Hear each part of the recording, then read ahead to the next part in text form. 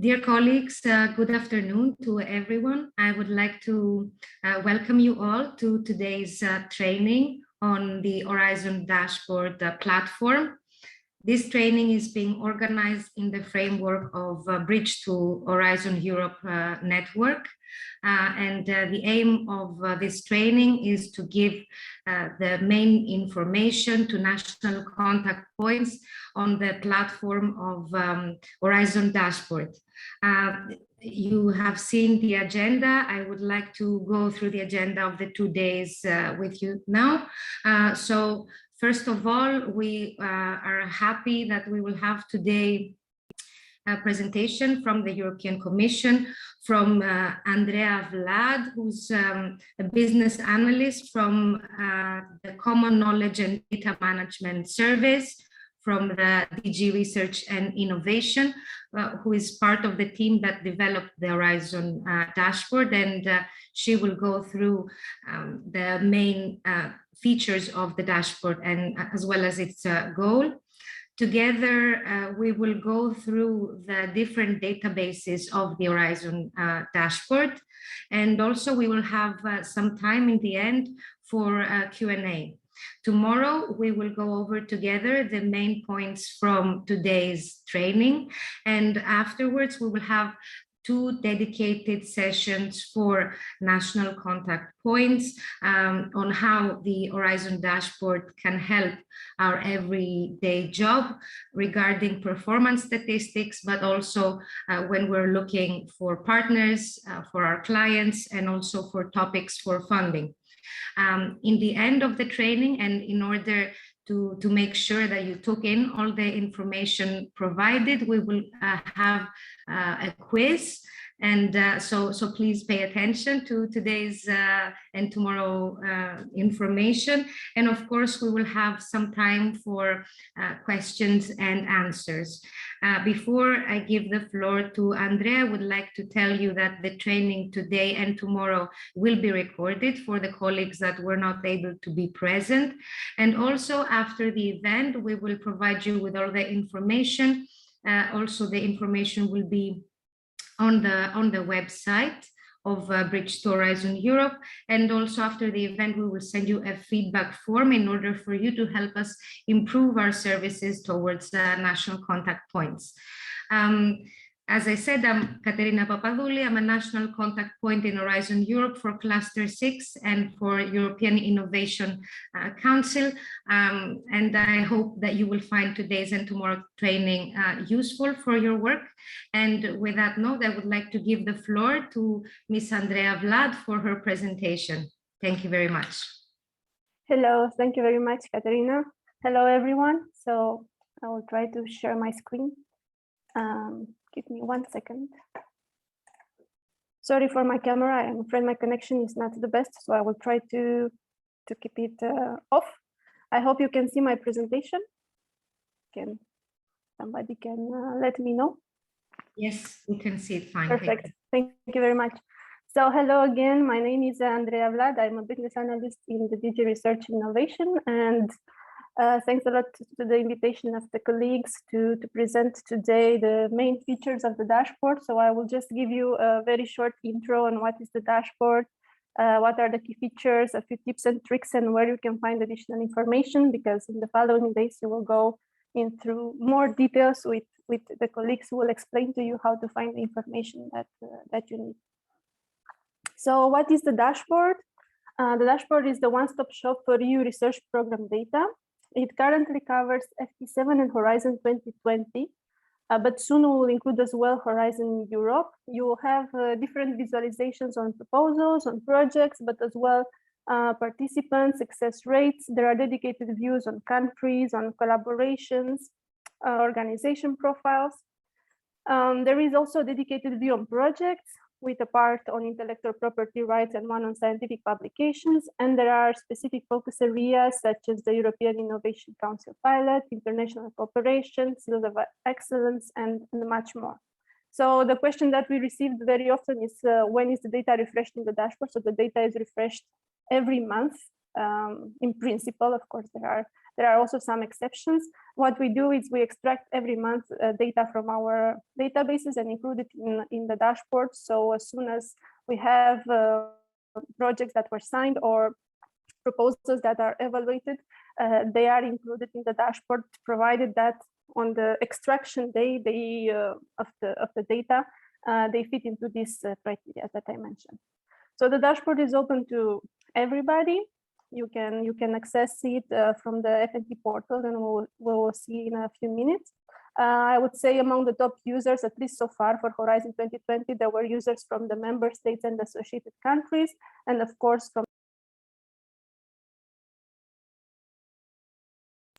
Okay, can you hear me? Because I see someone muted me.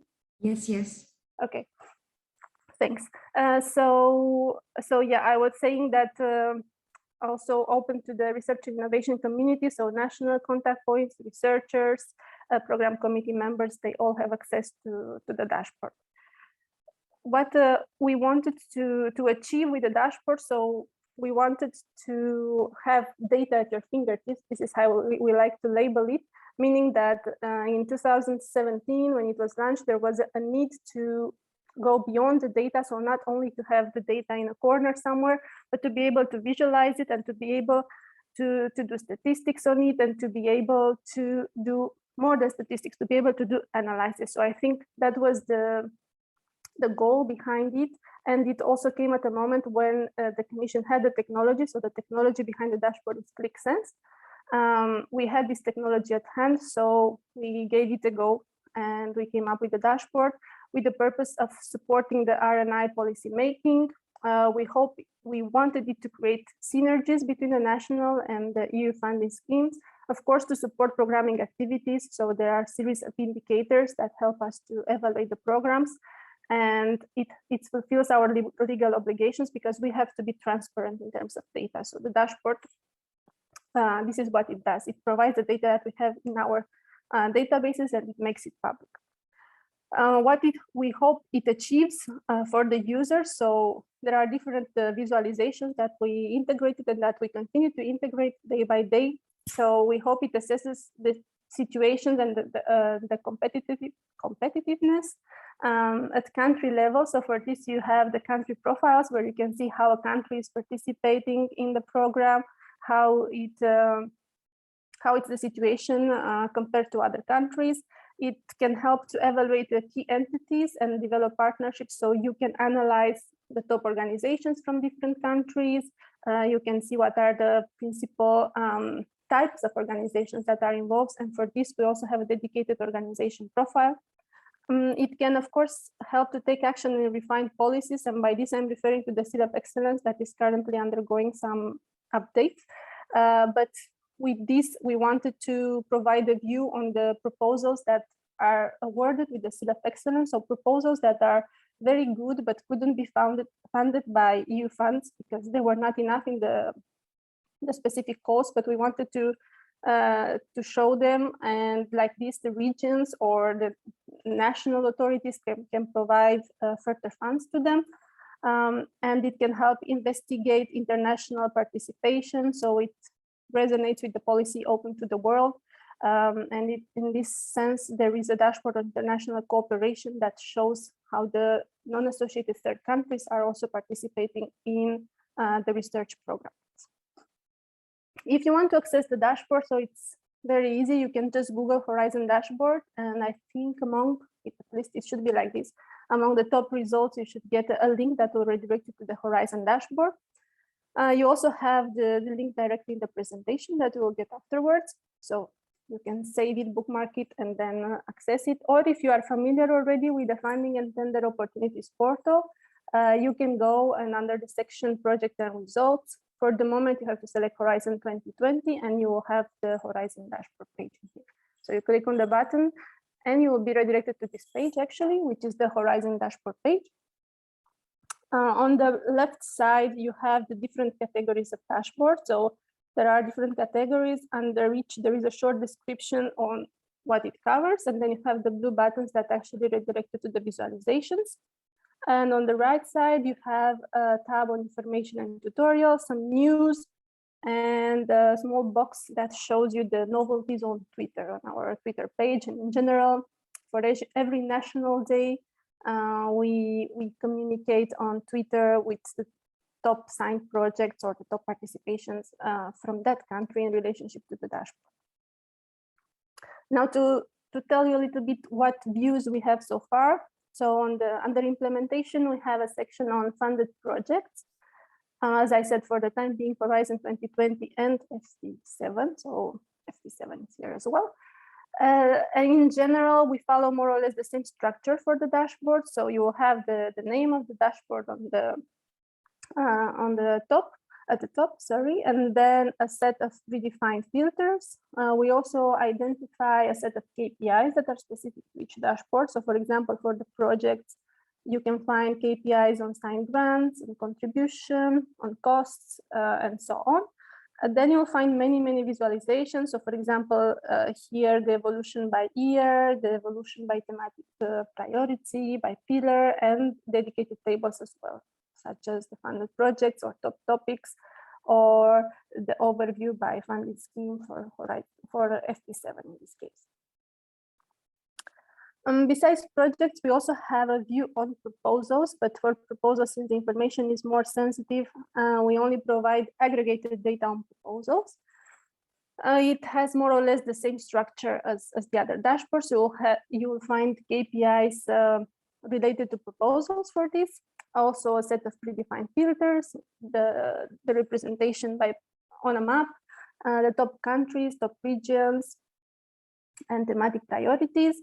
So this is for Horizon 2020, and since we are considering, we have to add also Horizon Europe data into the dashboards, and in order not to escalate too much the number of dashboards that are already available, we will try to include, to concentrate the data in one dashboard. So instead of having 3 Horizon 2020, FP7, Horizon Europe dashboard, we will have one dedicated R&I proposals. In this case, this one, I'm adding it here because it's already available for Horizon 2020 and FP7.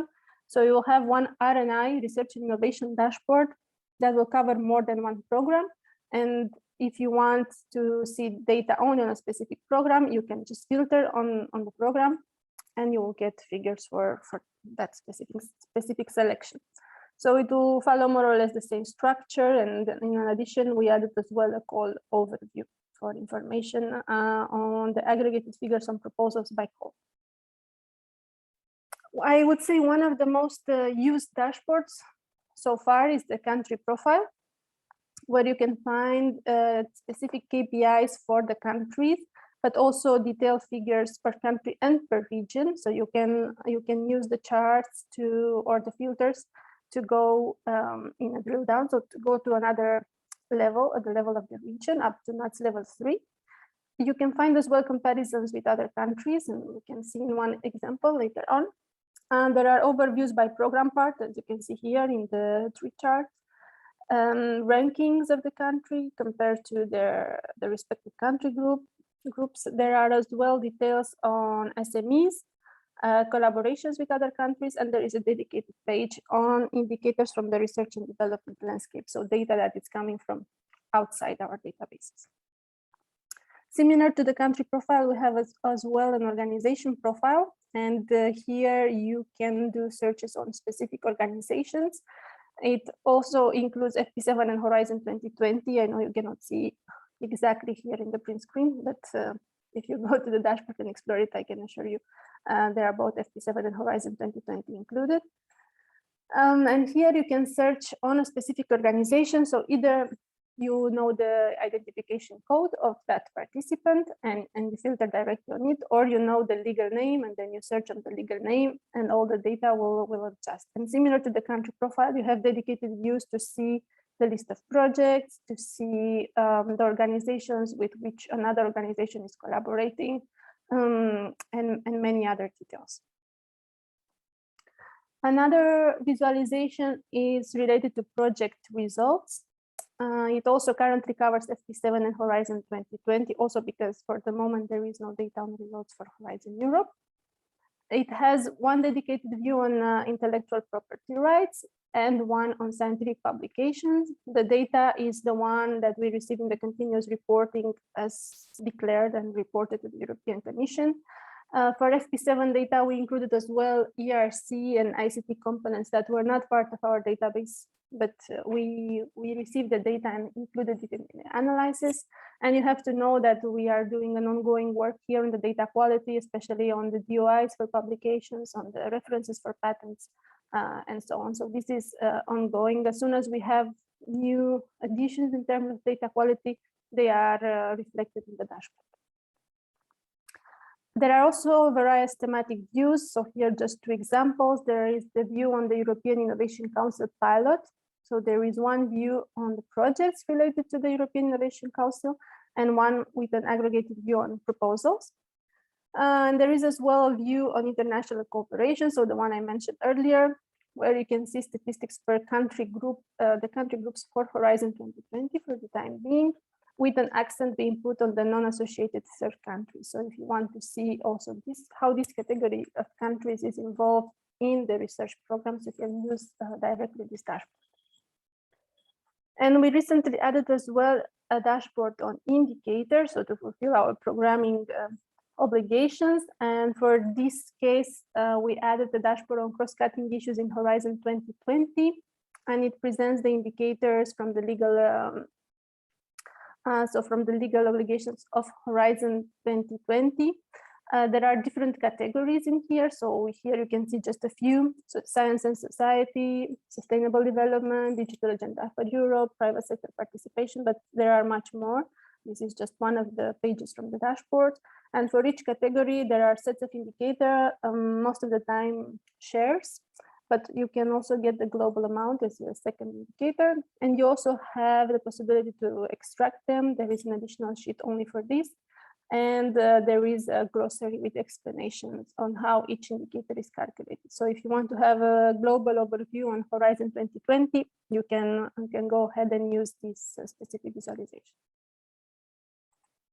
So that was an intro on what dashboards we have available so far. As I was saying, we are improving them, and with the addition of Horizon Europe, there will be a few changes for sure. But for the time being, it's more or less what we have. So now if you want to actually use the dashboard, there are a few key features that you can use. So the dashboards are mobile friendly, they contain many visuals, it's supposed to be interactive. So that was also one of the incentives in using this tool. In general, the dashboards contain more than one page. So what I showed you, it was just the preview of maybe the key figures or the summaries from each dashboard, but you can explore much more. And they have different functionalities such as the search engine, and you can of course export images or data in Excel. And now just to see these key features one by one. So mobile friendly means that you can use the dashboard either on your PC or on your mobile phone. And you have here a print from the country profile. And at the right, the same country profile, with the difference that here you have the visualization on a PC and here it's on a mobile phone. So just to show you that you can take advantage of this visualization if you want to show to somebody during a meeting a certain amount or a certain number for your country, let's say, you can quickly use it and you have access to it from whatever device you might have at hand. The dashboards in general contain many visuals. Some would say too many, but we try to add as much as possible to fulfill the needs of the users because everybody had a specific need. So we try to add a variety of visualizations that can be directly used. So you will have KPIs in all the dashboards, the main KPI specific for the category that the dashboard is referring to. You can find maps that will show you the participation or the contribution at country level, at NUTS level, up to NUTS level 3. You can find also collaboration maps. So here you see the collaboration between a country and certain countries from a specific country group. And you have the same for organizations. So also with the possibility to visualize them on a map.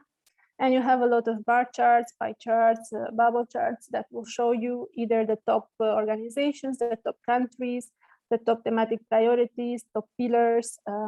Here you have the overview by type of organization and so on. So indeed, there are a lot of visualization, but I hope they cover a lot of the needs that you might have and that are very diverse.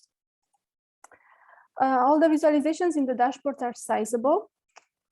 This means that, for example, here I am in the Horizon 2020 projects dashboard, and you can see the name of the dashboard here in the upper part.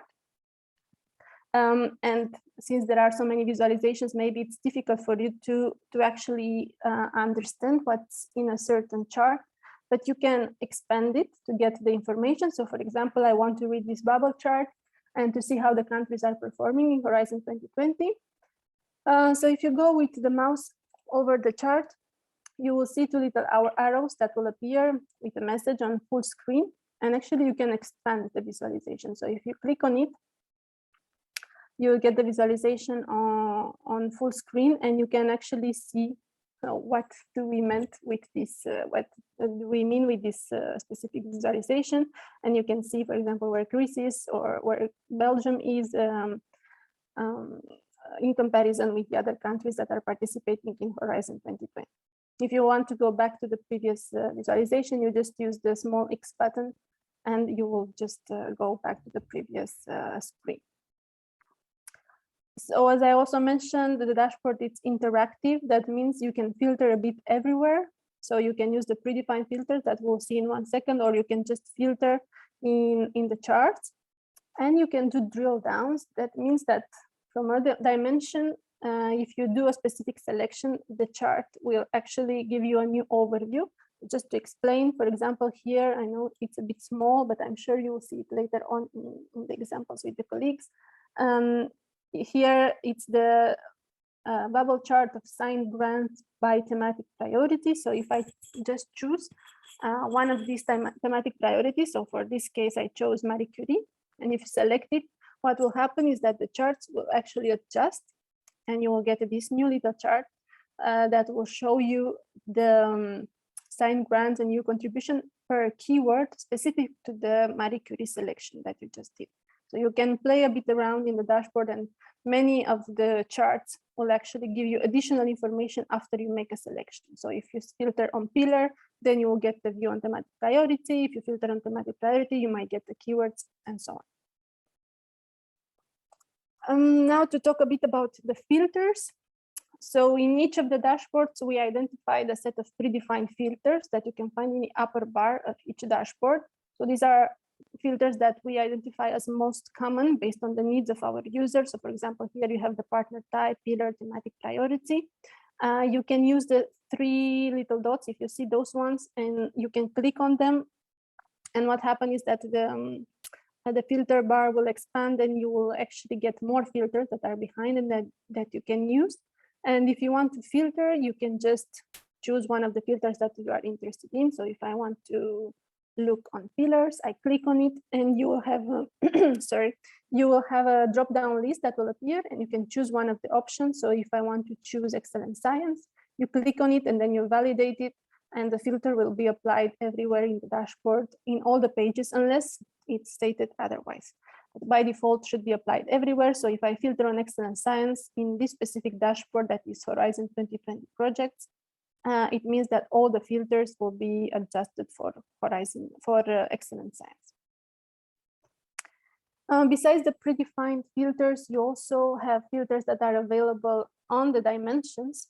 So this means you can go in the charts and filter on the dimension that you are interested in. So if I go in this specific bar chart on thematic priority, and I choose European Research Council, you can just click on the bar, validate with the green button, and then the filter will appear in the upper part of the dashboard, and all the data will be automatically adjusted. So for this case, for European Research Council. As I was also mentioning, so in general, the dashboards contain more than one page, or sheets as they are called in CLIP. So for example, you can find in the same dashboard data on projects, on signed grants, on topics, contribution, types of action, but as well another page on participation that will cover organization, SMEs, details for countries, similar for proposals, and similar for results, where you will have patents and publications in 2 different pages. So if you'd like to explore these pages of the dashboard, or if you would like to navigate through them, so for example, here I am in Horizon 2020 project dashboard. You can see the name of the dashboard in the upper part. And Horizon 2020 participations, it's actually the name of the page in which you are at the moment, or in which I am, or at least from where I took the print screen. And you see also here the name of the page or sheet, Horizon 2020 participation. And if you want to see what other pages or sheets are included in this specific dashboard, you can just click here where it's highlighted with orange, and you will get the full list of sheets that are available in this dashboard. So you actually see it's not only Horizon 2020 participations, but you also have a view on projects, and you have a summary. And I can tell you also added in the meantime a page on export. So you can just click one of the pages and you will be redirected to the specific information. If you are already familiar with the dashboard at some point in time, I hope for all of you, you can directly use the little arrows that are on the top right as well. So with the left one, you go to the previous sheet, and with the right one, you'll go to the next sheet. I think one of the most appreciated user-friendly functionalities of the dashboards are the searches and the exports. So you can do in the dashboard a simple or an advanced search. In my example, it's a simple search, and the advanced one, we'll see it in a few moments.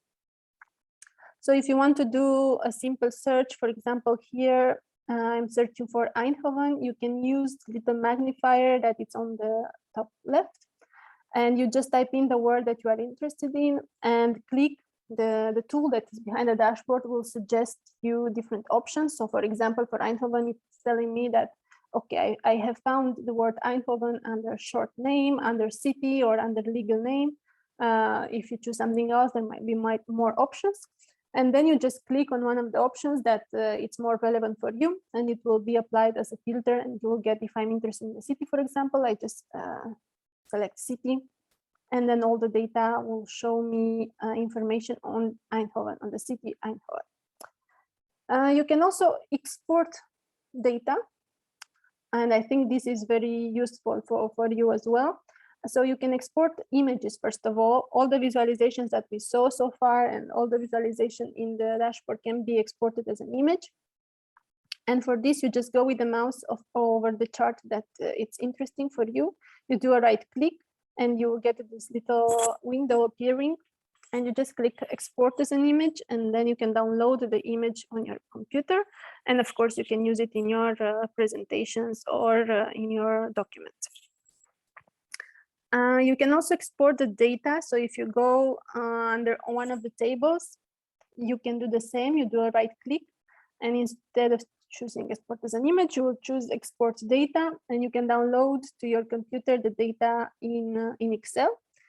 You can download all the data that you can find in the tables in the dashboard, but you can also download the data behind a specific visualization. So for example, in this image here, if I want to export not the image per se, but I want the data behind, I can choose export data, and an Excel file will be generated, and you can download it to your computer, and then you'll have all the data by country that is behind this specific visualization. Okay, I hope I'm not going too fast. I'm trying to stay within time as much as possible, so give me a heads up if I'm speaking too fast. Now to go a bit on a few tips and tricks that might be useful for you, and then I will try to show you briefly a few examples from the dashboard. So in all the dashboards, you have this gray bar.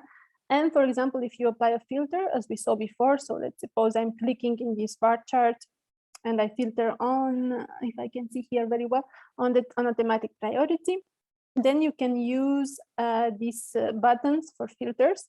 You can, if you want to remove the filter or whatever selection you did, you can do an undo. You can do a redo, of course, and you can use the X bar here already to remove the filters. To do the filter search, so the magnifier, the Eindhoven search that we saw before, the magnifier is here, so it will be somewhere here actually in the presentation of the dashboard. And if you want to do an advanced search, you have the selections option. You also have an insight, which are some proposals that Click is doing for you in terms of charts. If you want to play with it, you can also use it. Now, if you want to do an advanced search, you can use this selections option. Sorry. So just to be a bit more clear in terms of the difference, if you want to do a filter search, so here using the magnifier, you can use a certain keyword. So as we saw, Eindhoven, or if you want to search for projects related to ocean, so you use your keyword, and Click will give you the possibilities to select as we saw here. So you choose one of the options. If you want to do the advanced search, this one, it allows you to go directly into the specific dimension. Let's see, maybe like this it's more clear for you. So I am in the Horizon 2020 project. I go to selections. And if you open actually selections, I just clicked on selections. What you see are all the dimensions that are behind the dashboard. So with the names that we use, so you have the country, you have the city, you have the call ID. Actually, if you scroll, you'll get all the dimensions that are behind this Horizon 2020 projects dashboard. And I want to search for the legal entity because I don't know where it is, I don't see it, I don't find it in the dashboard. So I'm just typing in legal entity in the search for dimension. So the result will be actually the dimension legal entity. And in there, you can make your selection. Here for the exercise, I was looking for Catholic University of Leuven. So I'm just typing in Catholic and validate my selection with a green button. And then it will be applied as a normal filter in the visualization. So the selections will allow you to go through all the dimensions behind the dashboard, and then you can apply your filter. Meanwhile, the search, the smart search, as it's called in Click, will give you directly a set of results for a specific keyword. If you are applying selections, and I hope you will, because it's the purpose of the dashboards to use the filters, you will see that there are different colors that will appear in a box. So for example, here I opened the topics, the dimension topics, and I was searching for Marie Curie individual fellowships. There are a set of colors that will be displayed. So in general, in the selection, the green will show the current selection. So here I filter already on MSCA IF. If you have light gray, it's alternative options that you can select. In the beginning, before I apply my selection, everything was white. So it will show you the possible values from which you can select. And you will have also dark gray, it means the values are excluded. So for example, if I filter on, let's say MSCA IF, and then I open the dimension type of action and I want to select ERC, you will see that ERC will be in dark gray because it's an excluded value. You cannot have a project that is from the topic MSCA IF and type of action ERC, for example. You can also save your searches in the dashboard. So let's suppose you are doing recurrent searches on Greece and excellent science, and or other filters, of course, and you don't want to do it every single time. Then you can do this once, and then you can save your search, which is called a bookmark. And whenever you want to find again data for the same selection, you can go back to your bookmark and the data will be automatically refreshed for your selection. In order to do a bookmark, you need to have a login account. So you have to be first login because you need to have your bookmark saved somewhere. And for this, you need an account. So first of all, you need to, maybe you already have, if not, you can create a login. If you just Google it, You'll find more details on how to create your own EU login. You will need an email, a valid email, and I think now with the new verification system, you might need as well your phone number to be encoded. And once you have your EU login, you can go to one of the dashboards. So let's suppose I am interested in Horizon 2020 country profile. Here is the Horizon 2020 country profile. You'll need to use this little button with the 3 lines and choose Open Hub. And once you open the hub, it will actually get you to one of these pages. So this is the page behind, the technical page behind the dashboard that is showing you all the dashboards available. So actually, this one corresponds to the blue buttons that we saw on the funding and tender opportunity page. So you need to log in first. So you have here the login. If you click on login, you will be logged in with your EU login account that you previously created. And after you've done that, you can go back to the dashboard that you are interested in. So Horizon 2020 country profile, let's suppose for my case. And I'm applying all the selections that I most frequently do. So let's suppose I'm always looking for Belgium. I filter Belgium. And then after you applied your selection, you can use the little button here, which is the bookmark button. And you will go to create a new bookmark. You will get this window appearing, and you can give it a title for your bookmark if you want, as well a description, and then you save it, and you will have your bookmark appearing under my bookmarks. And in 1 week or 2 weeks or tomorrow, when I want to do again the same selection, of course, it can have more than one filter here. For the sake of the exercise, I only filtered on Belgium, but you can add additional filters, of course. When I want to go back to my search in 1 or 2 weeks from now, I can just go back to the country profile, directly click on the bookmark here and choose my bookmark. So Belgium for this case, and all my filters will be automatically set, and the data, if it was refreshed in the meantime, it will be refreshed, otherwise it will be the same data as before. Now, just to see very briefly a few examples, I would say most common examples that we encountered so far, and how to find answers to some of these questions. So one of the questions that we receive very often is, how is a country performing in Horizon 2020? Okay, it can be as well as P7, and in the future, probably Horizon Europe. I mean, for sure, Horizon Europe. So for this, you can use directly the country profile. So I went back to the funding and tender opportunity page, and I choose country profiles. And you will have the first page of the dashboard, which is the country profile key figures, sorry. And you can use the country filters to select a country. So if I want to filter on Belgium, I just open the filter on country, I type in Belgium, or I select directly from the list. Then you can validate with the little green button. And once you validate it, the data has been adjusted, and you see now key figures for Belgium, and all the numbers now correspond to Belgium for my selection. Of course, you can select any other countries or any other country group or a region as well.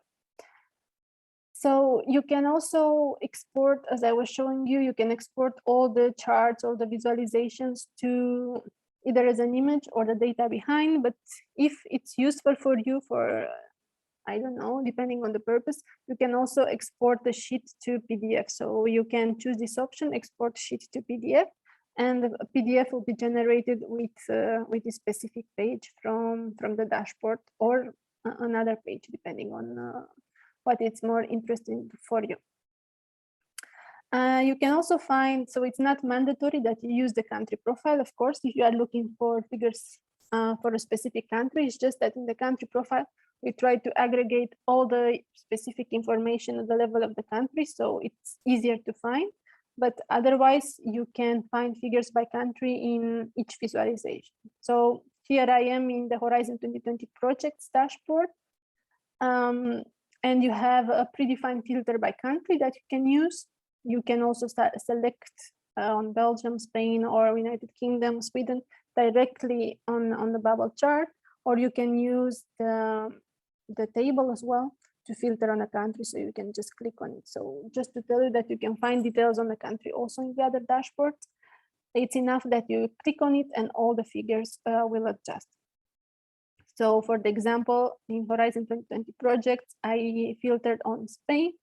Now you have details for Spain in all the dashboard, and you can see the drill down, how it works. So if I go a little bit back, I hope it's not too confusing. I used to have here details for countries, and here as well details for countries. I'm choosing Spain either from here or from here or from here. And the moment I filter on Spain, the filter appears in the upper part, but also this specific map and the tables and the bubble charts are now showing details for the regions. So we got one level down to NUTS level 1, and now you have details per regions from Spain, because Spain is the country that that I chose for the example. And of course, you can go deeper in details. You choose one NUTS region, and then you'll go to NUTS level 2 and up to NUTS level 3. So since I was just mentioning regions, another question that we receive very often is what is also the situation in a specific region?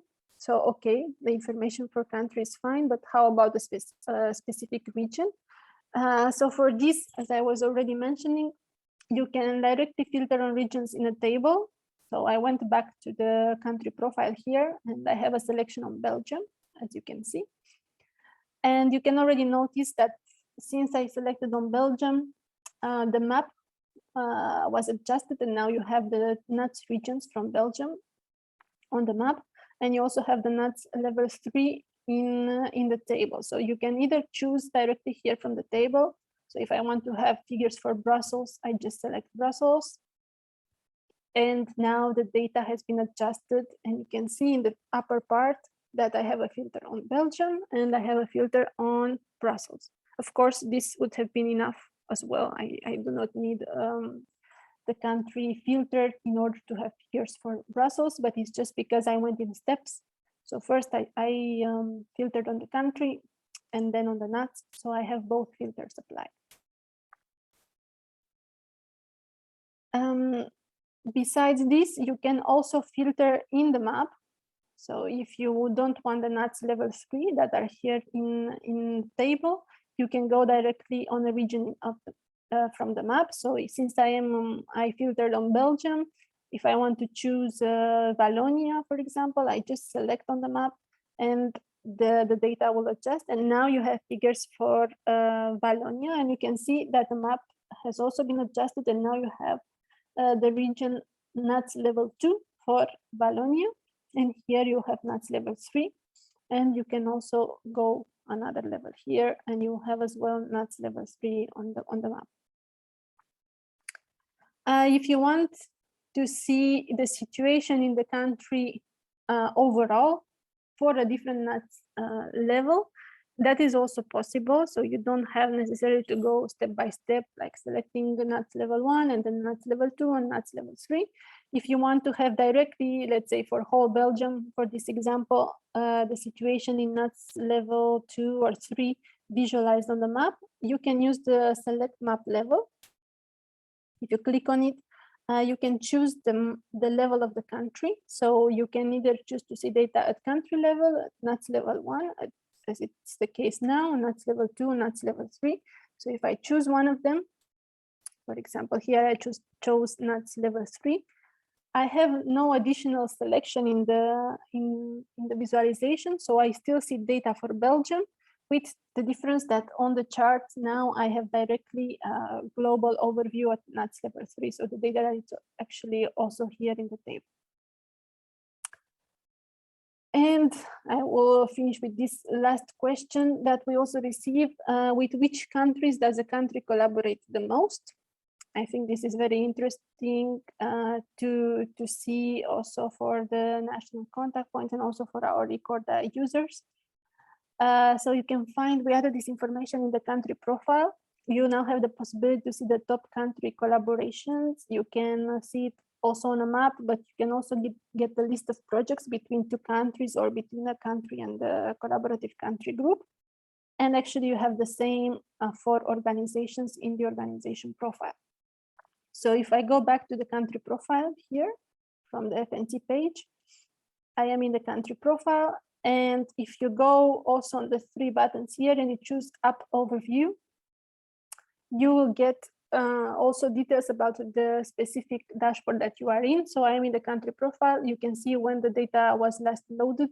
Okay, the print screen it's a bit old, so this is why you see 18 February 2020.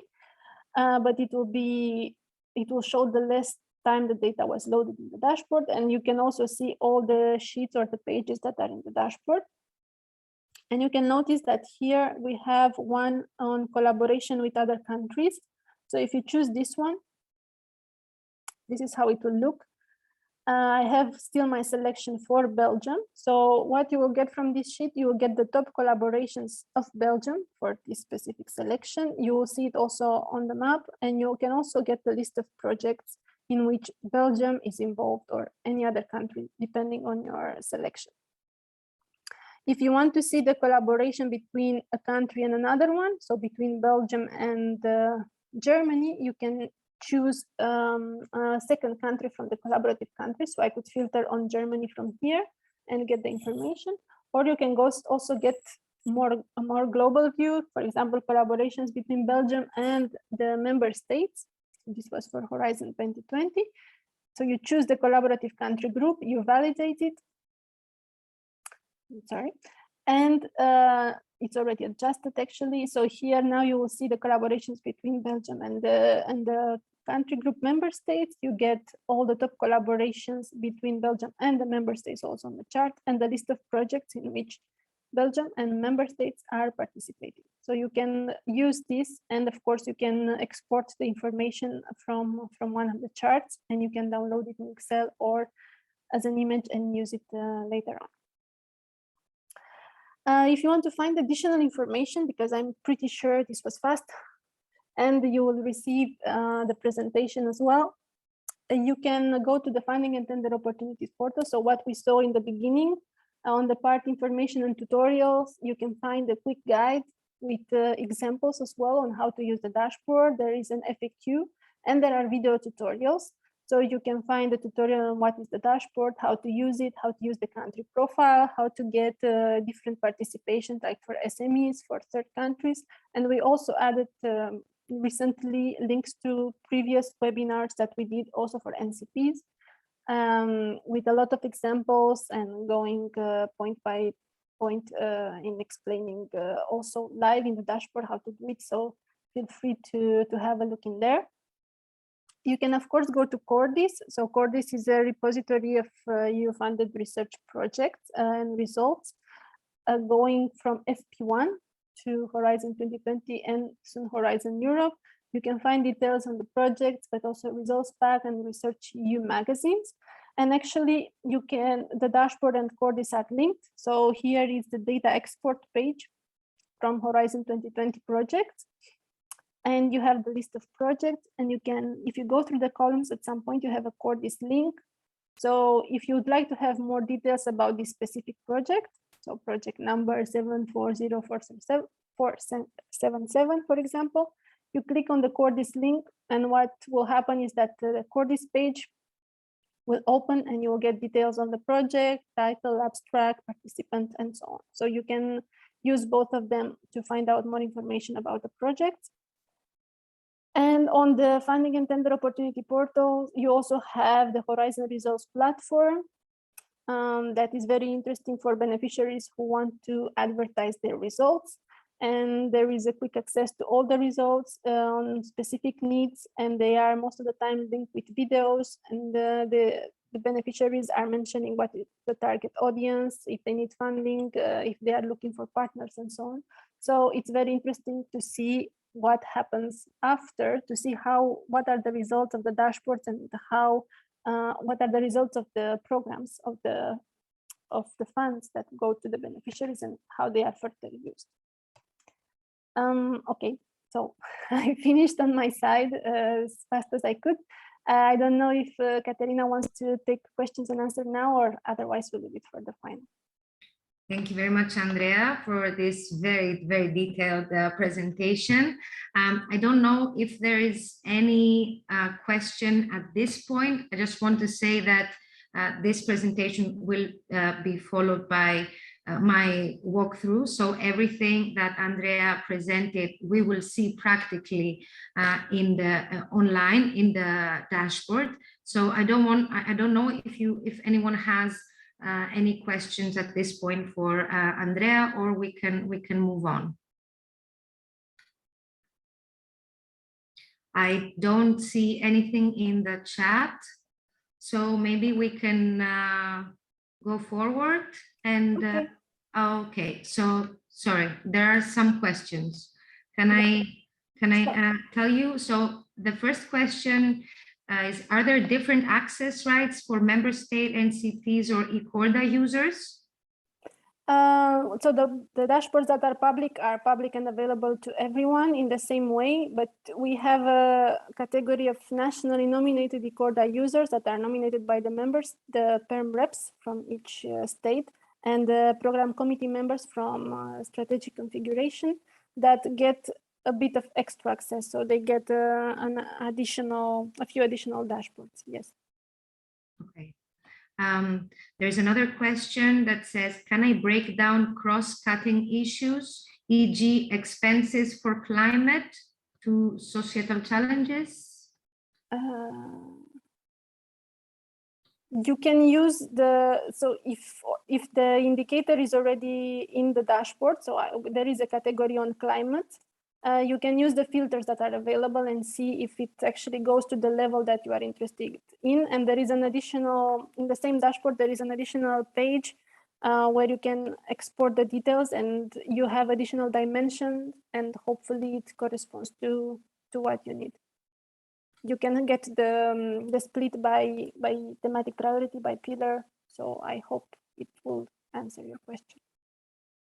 Another question, Horizon Europe results will follow on the same platform? Yes, yes, we will include it.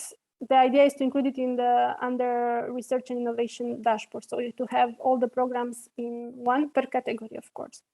So yes, it will be the same platform. Another question, are there API web services available to interact with data externally? So for I don't know if it's possible to extract it automatically from the dashboard. I will say no, but I'm not so technical to give you the detail. But we have an API that is also dedicated to only a set of eCorda users. Great. Another question, where we could find information about Seal of Excellence projects. I understand, of course, there is a database, but at this point is being updated, you told us, Andrea? Yes, there is a dedicated, so if you go on the Funding and Tender Opportunities portal, there is a section Seal of Excellence that for the moment, okay, if you click on the link, it's not giving you anything because the colleagues are updating it, but it will be back there. It used to be, it's just stopped for the time being so they can update. Okay, and another question, is it possible to launch a search by keyword at the level of topics or topic description?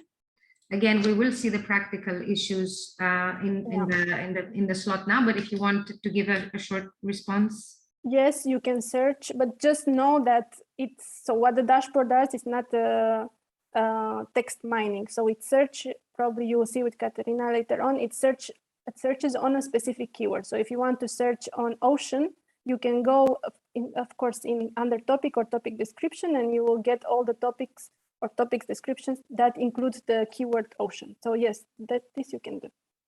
Yes, we will see afterwards that there is also option to choose keywords, and there's a very detailed breakdown of keywords up to 7 levels. So yeah, there is a lot of breakdown on that level.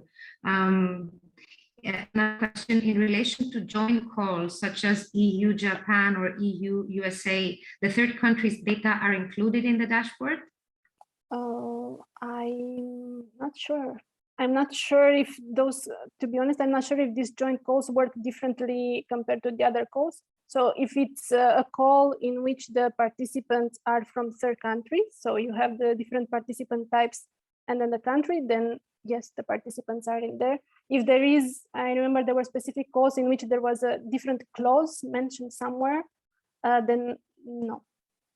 So if it's the normal participants with their countries, the standard way, yes, everything is included. I also understand that there is, wherever there is EU contribution, then the project is shown.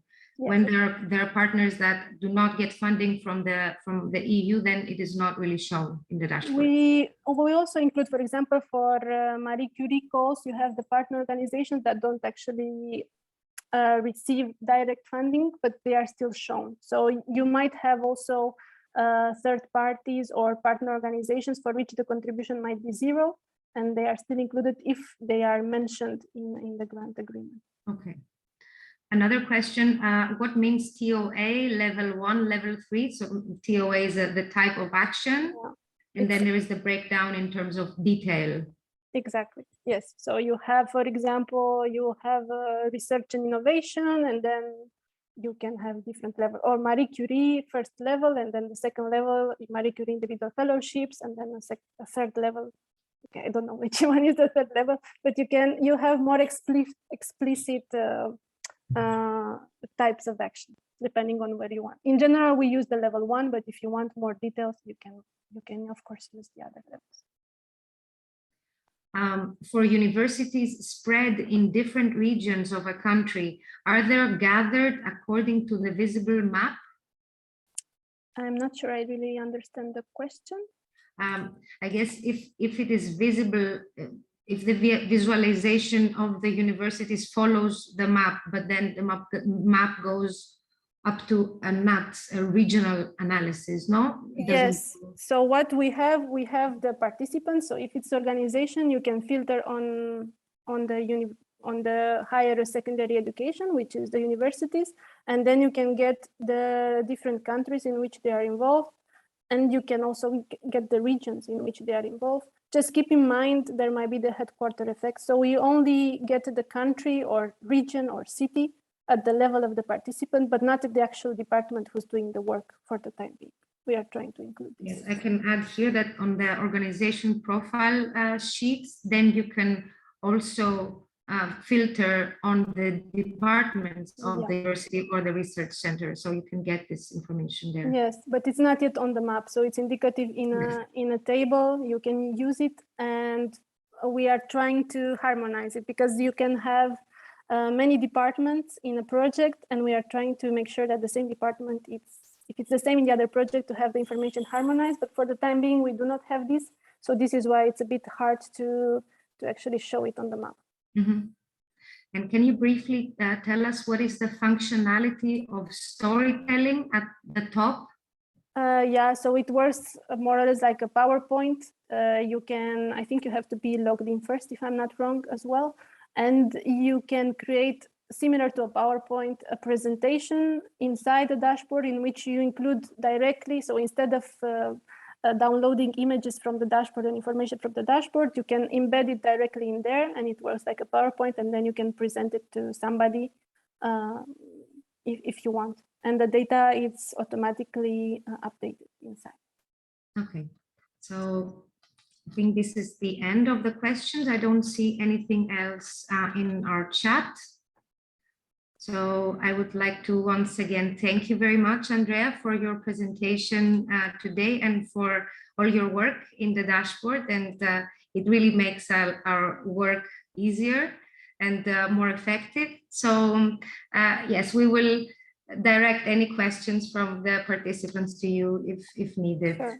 And we will share the presentation that you shared with us today. Thank you as well for having me. I will be here until the end of today, so let me know if there are any questions. Great, great. Thank you very much. So, so we can go forward with the presentation in the actual dashboard. So I hope you can see the screen.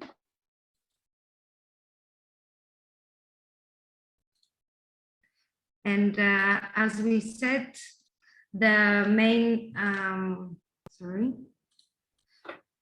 we will go into the dashboard from the main website of the Funding and Tender Opportunities portal, and I will go through all the different databases that are provided. So as you see, we're going to go to the projects and results, having as a pre-selected here 2014-2020 programming period, and by filtering Horizon 2020, we get to this page and we can go to Horizon dashboard. So these are the main databases. We will go through all of them apart from the Seal of Excellence one, which is currently being updated. And we will focus a bit more on the implementation figures, because they provide the more important information for us and the bulk of information.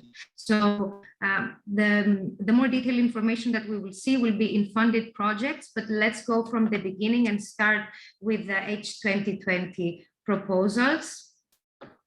So you can see here, I hope you can see my screen well. So opening the proposals sheet, this is the main page that we get. The main information is the eligible proposals, the requested EU contribution, the applications. Applications here means the entities that applied, that participated in an eligible proposal. And we have different filters here. We have the thematic priority, the type of organization, the top applying countries and regions, and here we have the interactive map from where we can choose the reporting country.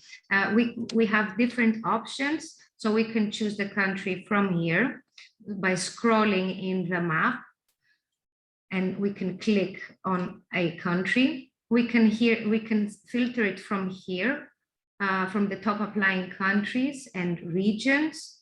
And we can also go to the selections part, which gives us more filters, more information where we can select and get information from. Here we have the eligible and retained proposals by thematic priority. If we click on one thematic priority, or if we hover on it, and here we will see, here's the Marie Sklodowska-Curie actions. And you see that we have the numbers of, sorry, I have to click it again, the non-successful eligible proposals, the retained proposals, and the success rate of proposals. And here we have changed, you see the change of the map, and we have 78,000 more eligible proposals, the applications, and also the requested EU contribution. In this database, we do not have information about participants. As Andrea also said, it is quite sensitive information, so it's not being shared at this point. We have information on participants only on the project. We can do an example here, so we can go a bit further in our map and click on Spain. By clicking on the red tick here, we lock this filter. So we will see now our main screen changing. And also we can choose a thematic priority. If we choose here the thematic priority of health, again, click it, and then we can see it on the filter tab here. And also if we want to see, for example, how many research organizations from Spain participated in proposals, and how many were these proposals. So we can go on to the selections. You see here the filters that we have already selected, and here if you can see here we have, oh sorry, we have a dimension that we can choose from, that you can see. You will see it now, but here we have the organization type, so we can choose from the organization type, research organization, so research, We click and it automatically goes to our filter tab. So if we go back to our page by closing the selections tool, we have this screen and we have the information that we wanted. So we know that from Spain, 1,866 proposals had research organizations from Spain in them. The research organizations from Spain participated, 2,500 research organizations participated in the applications. And also this is for the thematic priority of health. And we can see that the success rate of the proposals is 16% and the retained proposals are 296 proposals. This is the main information that we can extract from this sheet of the proposals. We can go forward to the next data sheet on the funded projects.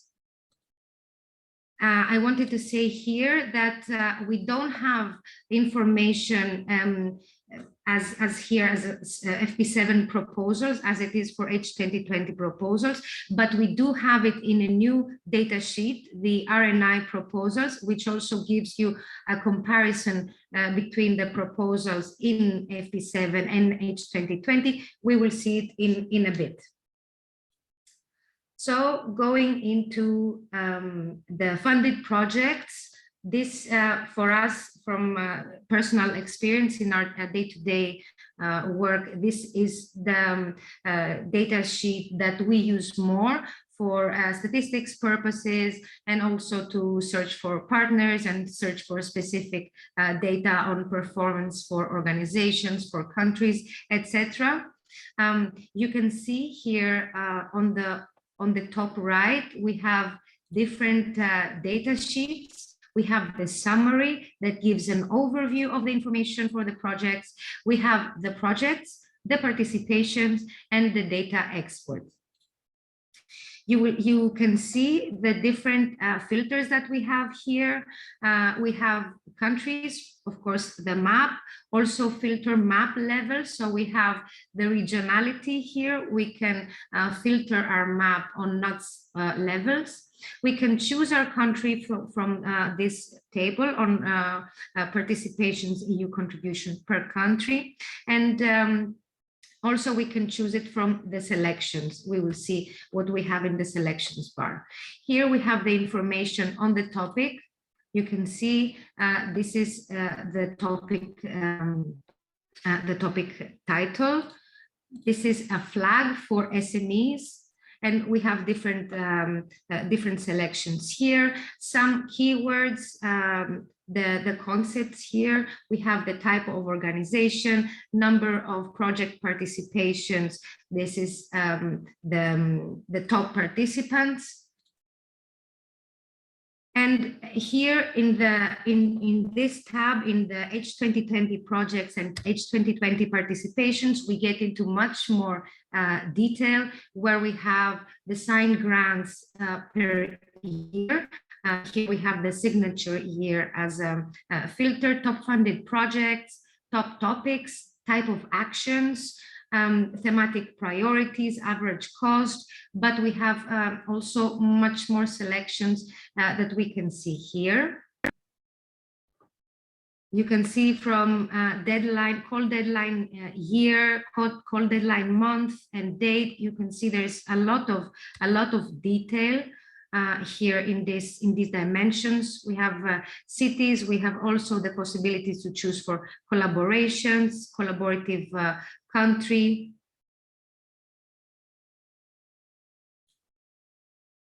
You see the EU contribution and month and date. There is a lot of information, and we can also choose and type to see if there is such a filter here. For example, as we were saying before, if we can find a filter on keywords, you can see here that we have different levels of of breakdown of keywords, and we can use H2020 keywords or other keywords that participants write in proposals. So this is important.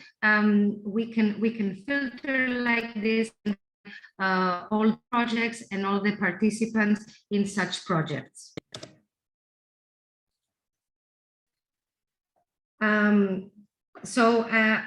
There is also, I wanted to show you here in the participations tab, there is a new collaboration, an overview of the collaboration network. You can see it here. It's a very, it's a new, very nice interactive bubble that shows the collaboration between countries. We can zoom in and click on countries and see the collaboration between different countries and projects.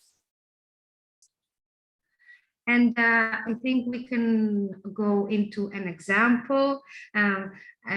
So we're doing this today. This is as a practical examples. We will also see tomorrow how the examples can help us in our everyday work. So, for example, if I want to see the number of projects with SME participation in the thematic area of climate action in 2018 is quite a specific search. So let's see what the dashboard gives us as filters. So I can see from here that I have the 2018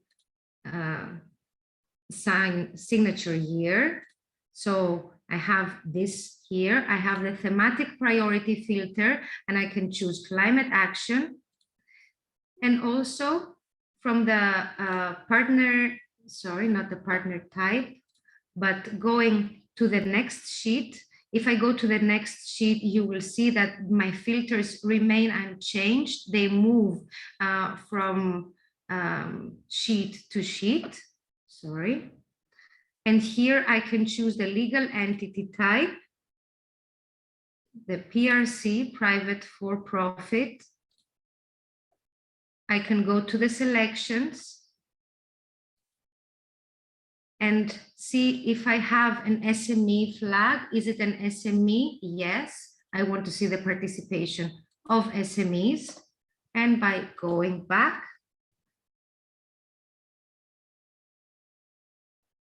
so with this, we can see that we have 199 participations, 187 unique participants, which means that some participants, some SMEs participated more than once in projects. So in the climate action in 2018, we had 187 SMEs participating in projects. Another example, we clear our filters and we start from the beginning. If I want to see the number of universities from France that participated in research and innovation actions, so alternatively, I can go to my map, or sorry, something.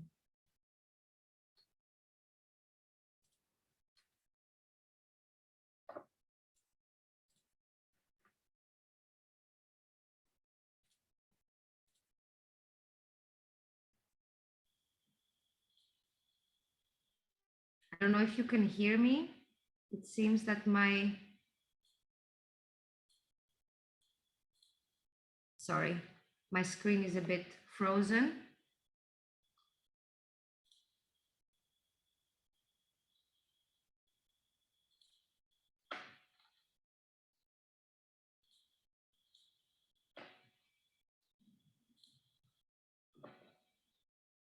I can still hear you and see as well.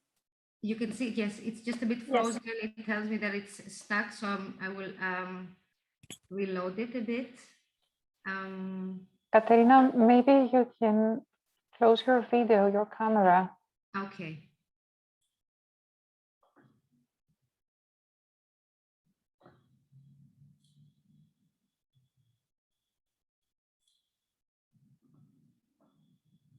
Great. So I think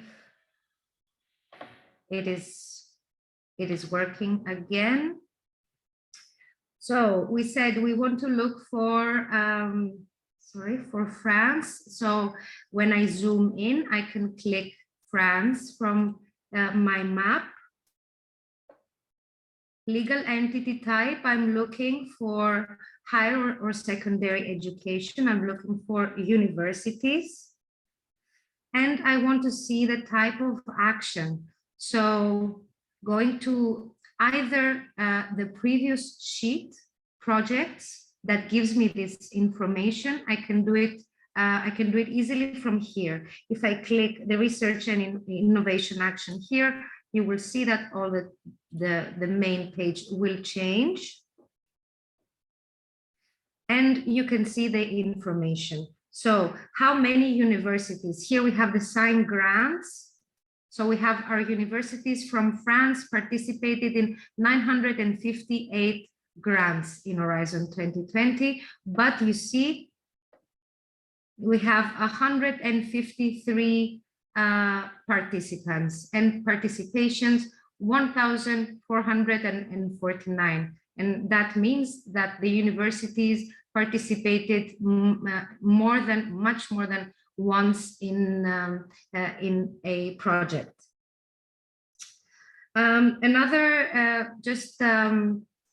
Very quickly, if I want to see general information for participation data of a country, we can do it from the country profile that we will see in a bit, but we can also see it from here. So for example, I can zoom in again and go to Belgium, and I can see all the different information, the participations, unique participants. We can see the top participants here. Of course, also, as Andrea said, we can open in full screen this the top participants, and we can see all the participation and the organization profile.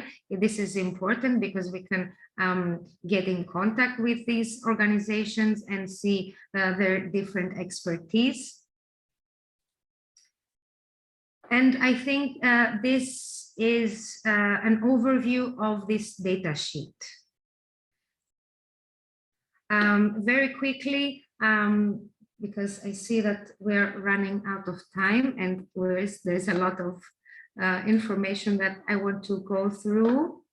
I will not tell a lot about the FP7 projects because it is the data sheet. It is structured as the Horizon 2020 project. It's the same information. Of course, we have different thematic priorities and calls as it was, as the program was structured, as FP7 was structured. But the main issue here is that we have this new data sheet on R&I proposals, which can give us the comparison between H2020 and FP7 proposals. It's a new data set, and I think it is quite interesting. You can see we have the summary and the glossary where it explains the different information that we can see here, and this is the main information that we get. The program, we can filter program FP7 or Horizon 2020 and soon Horizon Europe. The country, also from here or from the map or from the list, and also we have the possibility on the regional data analysis. We can see here, as you see, the thematic priorities that are a bit clustered between Horizon 2020 and FP7. And we get the main information that we get is the eligible retained proposals by country, thematic priority, and organization type. It is important to tell you that here we can go a bit into more detail because we have the information on the calls overview. So we can see how many proposals were submitted in a call, how many were eligible, and how many were retained, which is also very important for us when we do the analysis of a call. So we can do an example here. We choose Horizon 2020, and we can choose the thematic priority of the European Research Council, and we can see the calls overview here. If we like to select a specific call ID. So, for example, I want to see how was the ERC call on 2019, the proof of concept. So I can go with. Here you can see I chose the ERC 2019 proof of concept, and by going back, by clicking selections, again, I have this information. So in this call, we have 498 eligible proposals, and also the success rate is quite high, 39%, and you see the contribution by type of organizations. Of course, it's an ERC action, so we have researcher organizations and universities that are participating in this call. Okay, so going forward with the organization profiles, I hope I'm not going too fast. I see there's some questions in the chat, but I would rather take the questions in the end. So here is another very important data sheet on the organization profile, where we get important information on how the performance of an organization in H2020 and in FP7. We get a lot of information on ranking within country and participation, on the EU contribution, but also we have here in the key figures, but we also have much more information. You will see that we have R&I, the programs, the details. So you can see here in the details, we have different information that is available on the project status, if it's closed or if it's open, the collaborations with different organizations, and also a list of the projects that are where the organization that we're looking for participated in. Also, we can find, where applicable, the departments that might have participated in a project. We can see it here, departments and their participation. So if an organization has a specific department and has declared it in the while submitting a proposal, then we will see it here. Of course, here we can search either by PIC, organization PIC number, or by organization legal name. And we also have a lot of selection criteria. You can see the bar where we have also the collaboration countries, so we can see the collaborations between countries. We can see other information as departments, as I told you, EU contribution, which framework program, the association group, where we can see, we can search with a filter of member state associated countries, but also the third countries. And we also have keywords and a lot more choices. I want to say here that, of course, this is a detailed training for today and for tomorrow, but for you to familiarize yourselves with the dashboard, you need to spend some time playing with the different data sheets. I think it's very user-friendly, but indeed you will need to spend some time making yourself familiar with the different features. To see an example here, just to check in Horizon 2020, I want to check an organization. For example, I have here Aarhus University. So from the organization legal name, I will, you see, I can choose Aarhus University, and I will see all the data on the participation of Aarhus University in Horizon 2020. Here you will see it's a bit small. It's because it's in my laptop and not in a bigger screen, but you will see participation rank among the organizations from the country. Also, you will see the PIs. We have 38 principal investigators in ERC. We have 145 participation in Marie Sklodowska-Curie actions, and also 21 participations in EIC calls. Here you will see collaboration links with other organizations, and you can see the evolution of participation and contribution. Of course, if you want to make it bigger, so you can see it more clearly. Here you can see the participation of the specific organization. You can do the same thing. This is the project status. We can open this here as well. You see closed and ongoing projects. And of course, if we go here, you will see all the, here we have the project list. So we have all the projects that Aarhus University was involved in.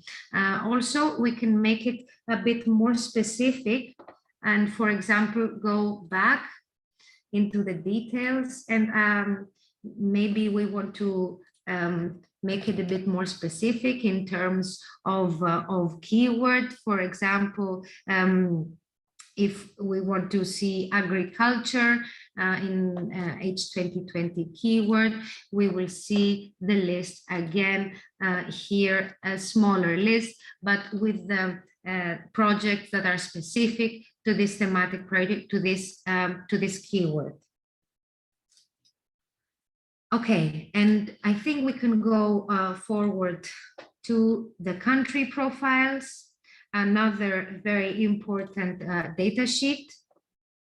Let me close the rest.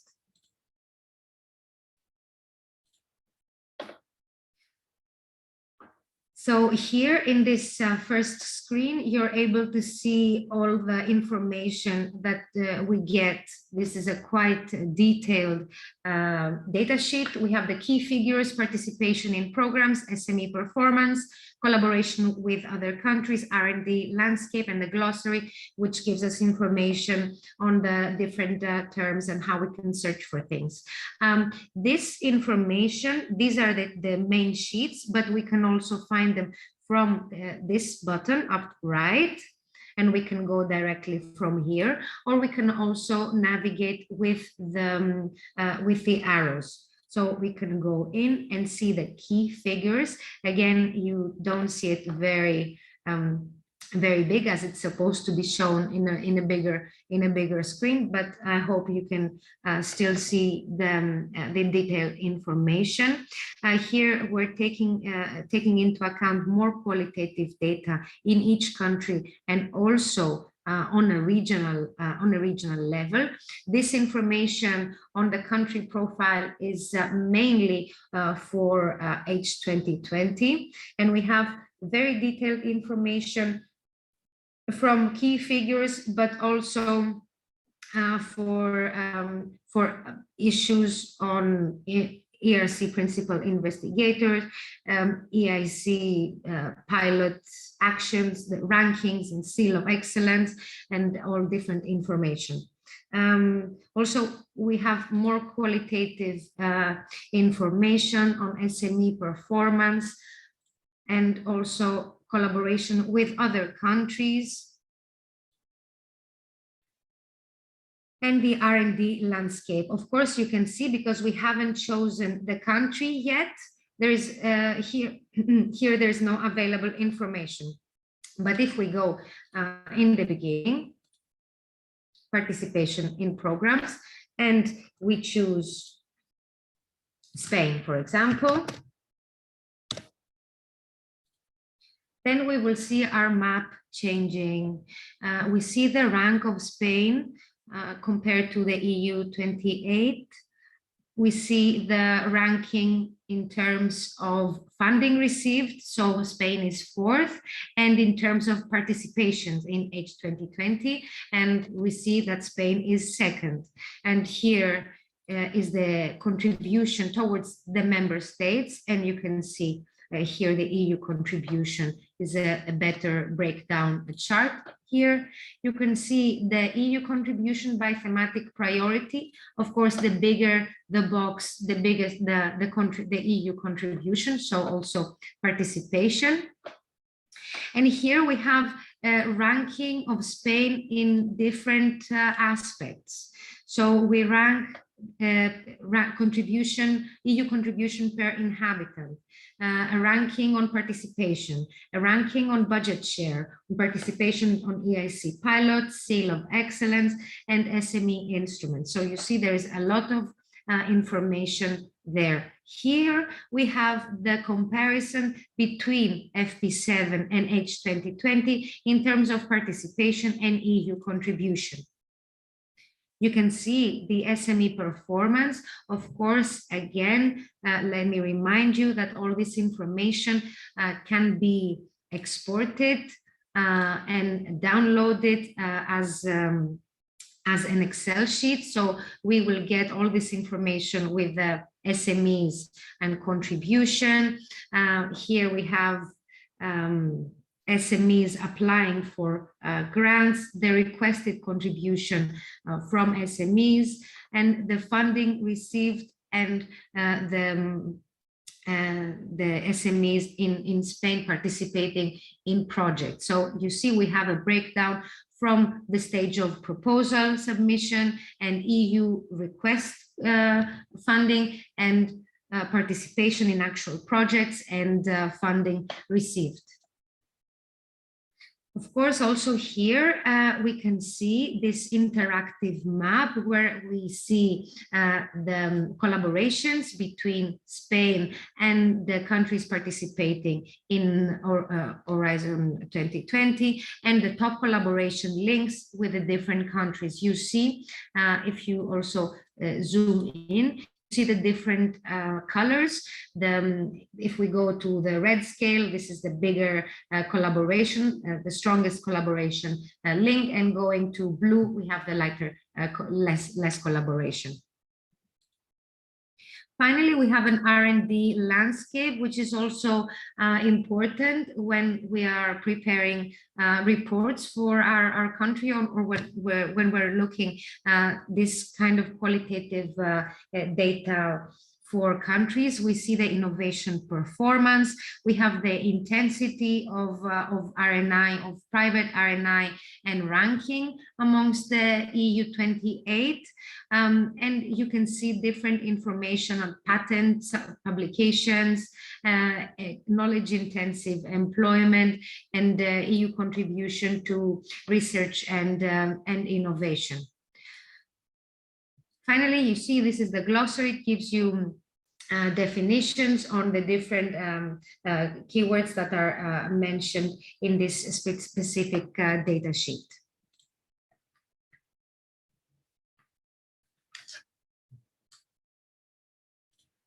Another very interesting and important data sheet is the FP7 and H2020 project results. Here we have we have two sheets: the IPR applications information and also the publications information. So we navigate to the different sheets. Here we have the scientific publication. In the previous sheet, the IPR applications. We have different filters here. Again, we have the framework program. We have the research program. So here we can filter from thematic priority, and we get this kind of different information. How many IPR applications, on how many projects, how much was the EU contribution, and then thematic priority, application, IPR application by office and registering country, and also reporting by year, type, on research or on the framework program.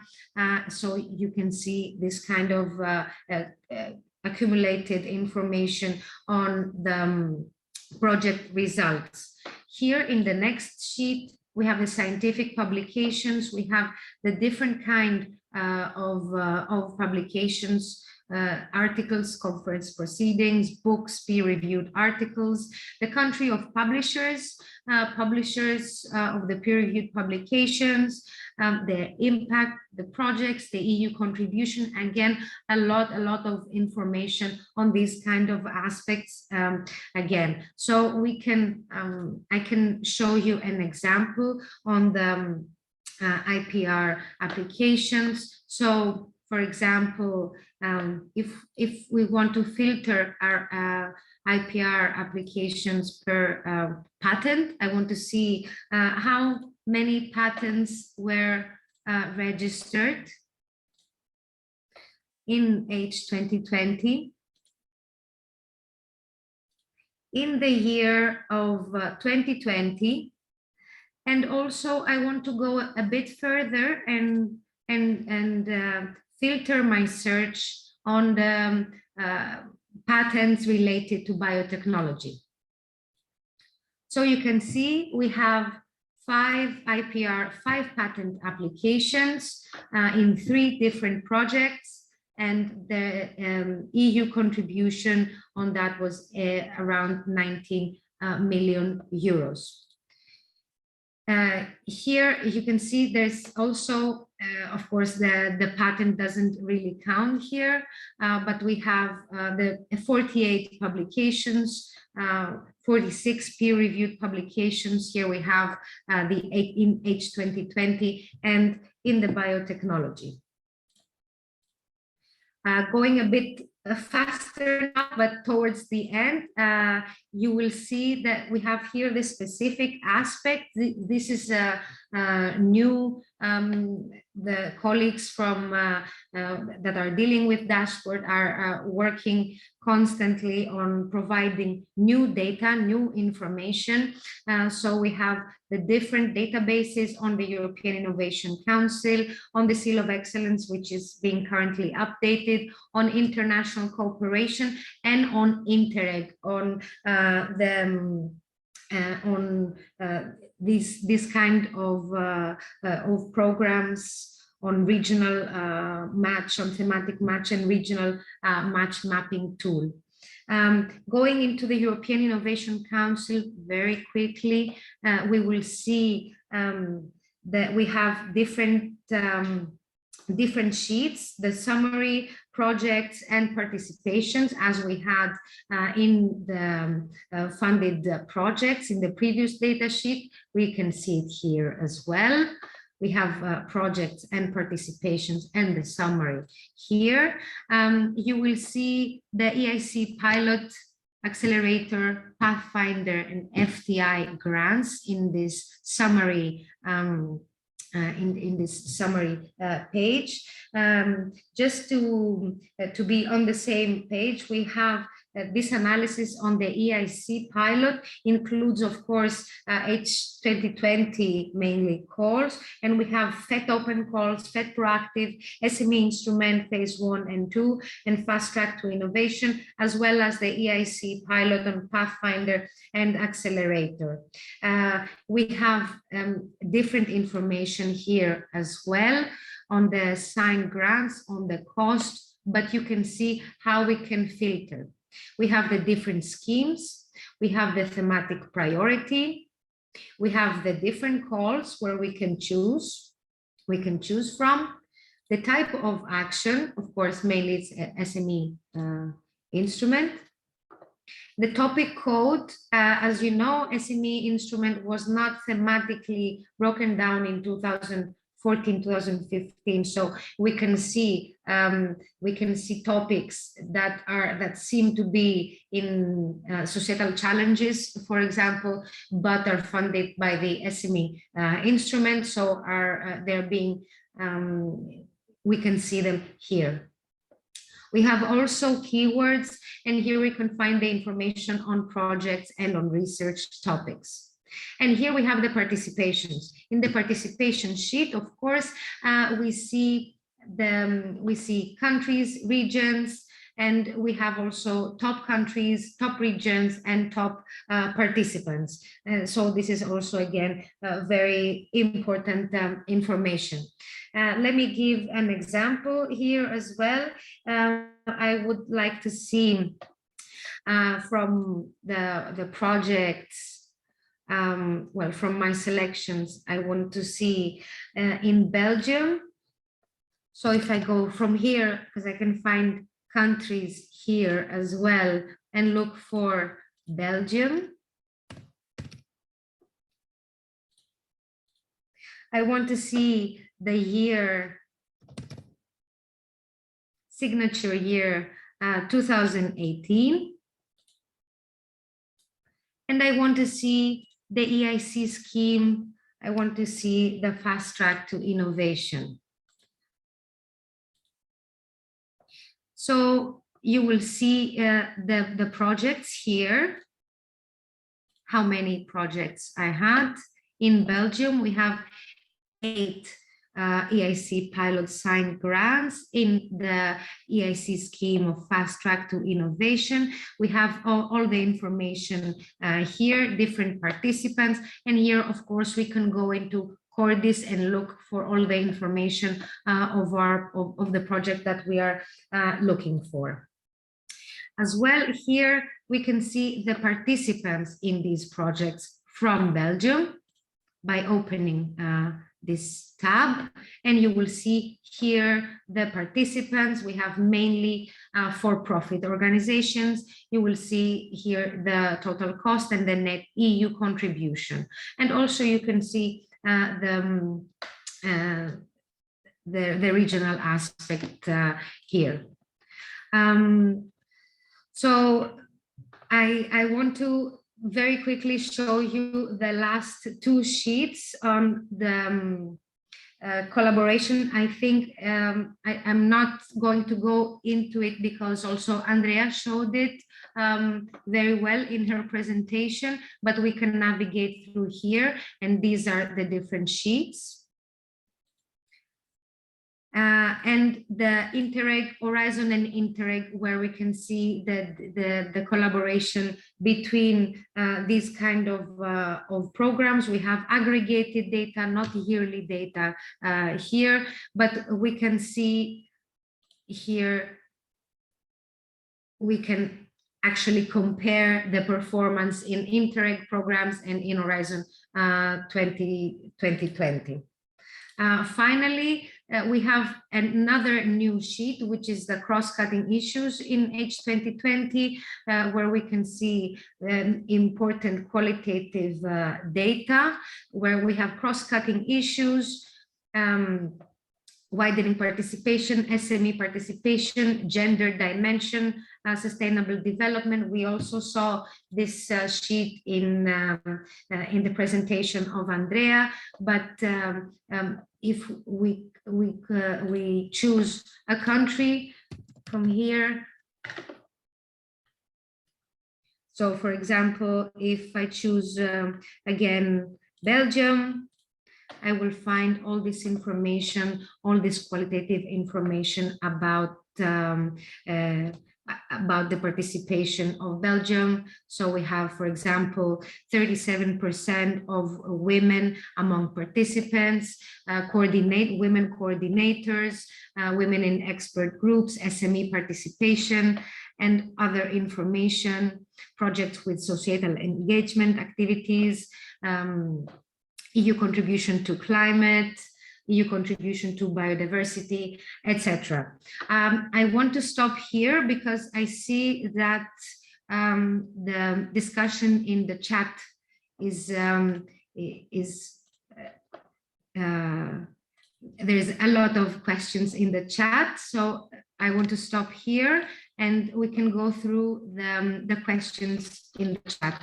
I hope it was not too much information. Well, I know it was too much information, but as I said in the beginning, it is important that you spend some time and familiarize yourself with all the different data sheets. So I see there are some questions that have already been answered by Andrea. Let me see. Okay. So the last two questions are unanswered. The last two questions. Okay. And thank you, Andrea, for answering the questions. Is it right that the accuracy of SME flag is limited to those participating to the EIC? It just reflects the self-declaration of companies. Yes, no, the SME flag is not limited to those participating to the EIC. I think that the flag is being drawn from the self-declaration of the SME, and this is how we get the SME flag. I don't know if Andrea wants to say something on that issue. Yeah, sorry, I had to deal with something else in the meantime, so this is why I stopped. Yeah, indeed, we are showing the data on SME from participant level, so self-declared data. There is at coming from PDM at legal entity level, there is a field that is refers to validated data, but for the moment, because it was not complete, it's not included. So what we are showing for now, at least, if it will change, we will inform you. It's the data from participant level, which is self-declared. Yeah. Great, thank you. Also, the Interreg, does it include all Interreg programs?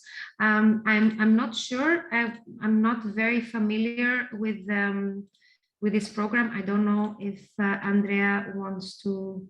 I'm afraid I don't know either. It was recently added and it's a different unit who is in charge of it, but I can go back to them and let you know. Okay, yes, we can. I can take down the question and ask my colleagues. Yes, great. Yes, we will take down this question and come back to you. And is there any other question? As I said in the beginning of tomorrow's training, we will go through the main points of today, so we can also have some time for a discussion tomorrow before we go into the more practical presentations on how the dashboard can help the national contact points.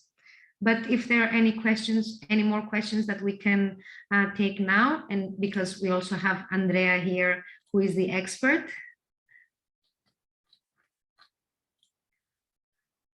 Okay, so I don't see other questions in the chat. I don't know if anyone wants to open their mic and ask something directly. And okay, if not, I would like to thank you everyone for your participation today. Big thank you to Andrea for staying until the end and for your presentation and for taking the time to respond to all the questions. I hope it was interesting for all of you, and we will meet again tomorrow at 2:30 CET for the more NCP focused presentations. Thank you very much. Thank you as well.